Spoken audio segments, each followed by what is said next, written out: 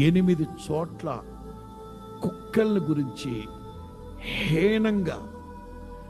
హేనంగా వ్రాయబడింది. దేవుడు అంటారు, హేనంగా ఉన్నారు, చేతగానోళ్ళు, పనికిమాలిందని అంటున్నారు కదా, వాళ్ళ ద్వారా నీకు అఖండ విజయాన్ని అనుగ్రహిస్తా.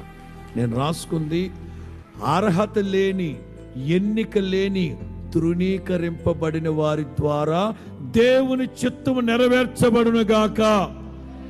శక్తి లేదు, బలం లేకపోవచ్చుగా, దేవుని ఆత్మ బలం. సమాజంలో వాళ్ళు అంటారు, వాళ్ళు బలహీనుడు, వీడు బలం, ఆడి చేతగా. దావీదుని గురించి సౌలు ఏమంటాడు? నువ్వు బాలుడివి, నువ్వు బుడ్డోడివి, నువ్వు శాతగానోడివి. వాడు బాల్యము నుండే యుద్ధాభ్యాసం నేర్చుకున్నవాడు గొల్యాతు. సమాజంలో చాలా మంది మనల్ని హీనంగా, ఎన్నిక లేని వాళ్ళగా చూస్తారు. కానీ దేవుడు నిన్ను సమర్థునిగా నిర్ధారిస్తాడు, నిరూపిస్తాడు వాళ్ళ మధ్యలో. వారిలో ఒంటరి అయిన వాడు 1000